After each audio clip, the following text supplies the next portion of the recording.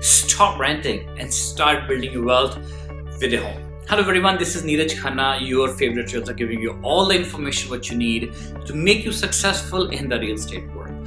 Well, one thing always come in my mind when I used to rent. I was always wondering, is there any way I can own my own property? And I'm sure if you are the person who's renting right now, you have a question in your mind, how can you own your own home?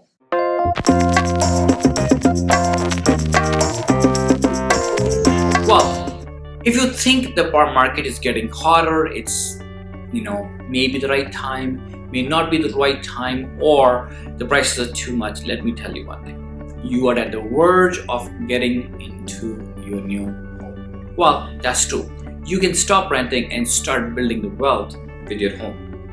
Well, I think it this way. If I am paying on a rent, and then which means I'm paying somebody else's mortgage, and a price appreciation is going to them. However, I may be paying a little bit less than whatever it can consecutively cost me today to purchase versus renting it could be. But if I look at the long run, maybe 20, 25, 30 years, guess what? It seems like I am not building any equity in the home. Having said that, if you're thinking about living expenses, well, living expenses have always been your major part of your expenses in your income. There's a major expense you have, obviously after taxes. So first thing you pay out is your living cost. Now, regardless, you're gonna pay for that.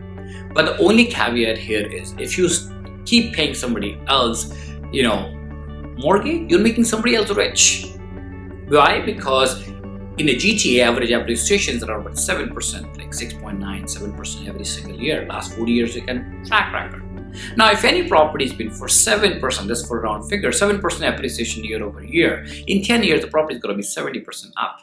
No, I am not even taking the compound effect on that. In 10 years, which means pretty much if I take a compound effect off it a little bit, property going to value double. Which means every 10 years, property is going to be more than the double. So having said that, I'm not saying if you are renting and you're paying way less, but all renting are bad. No, but if you renting the property just for a particular neighborhood, a particular view, let's say you have an amazing view and you can't afford any home in there, sure, do that. Having said that, but if you are renting and year over year without even thinking about buying, I think the first thing is you build your financial wealth is through real estate. So owning your own property. Or you may live in it or you may not, because you may buy it and you can rent it out. You can also do that. However, let somebody else pay your mortgage. That is also a good option to do that. But having said that, you're going to go back and look at doing the basics of how you can own the property.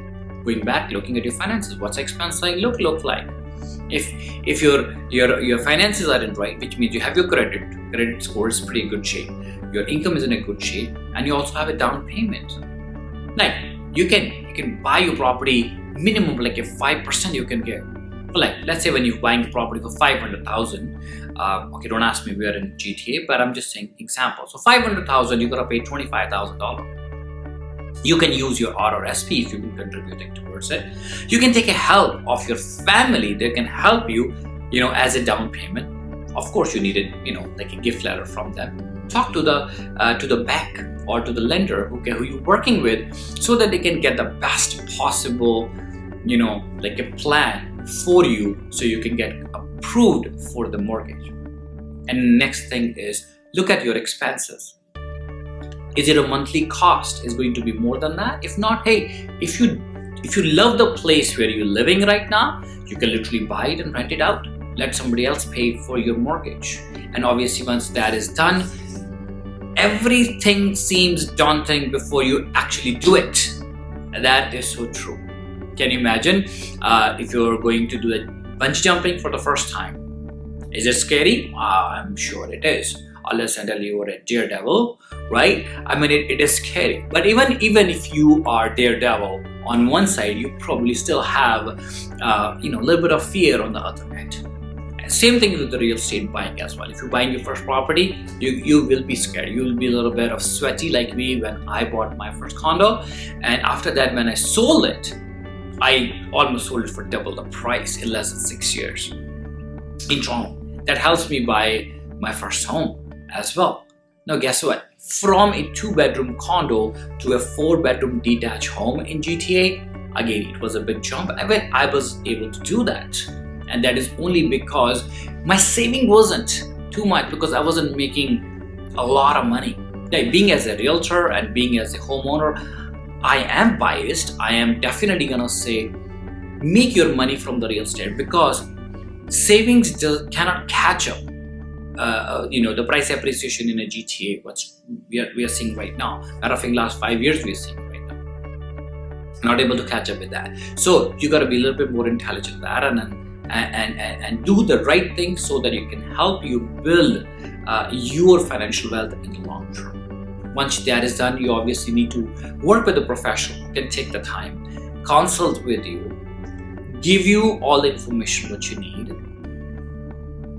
take care of, addresses some of the concern or the queries which you have, probably able to, you want the questions to be answered, and after that making the right decision to move into the property.